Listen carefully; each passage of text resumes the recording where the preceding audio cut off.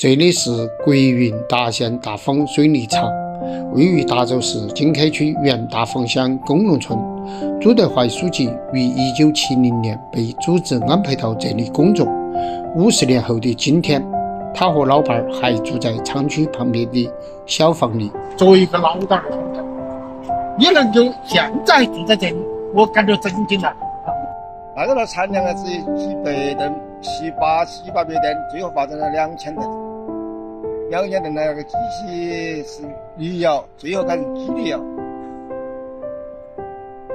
机滤窑啊，那个数量比的之前，那个我们人数可能200多吨、300多吨，但是效益还是可以。当年那时候有王生记、张云福，后来潘大官是由从那儿调上来，魏其川。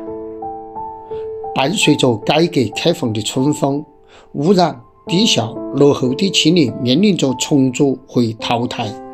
大坊水泥厂于2003年进行整体拍卖，办公楼前这棵老树见证了青年的兴衰，见证了数千名工人离别的背影。如今他们在哪里？他们过得还好吗？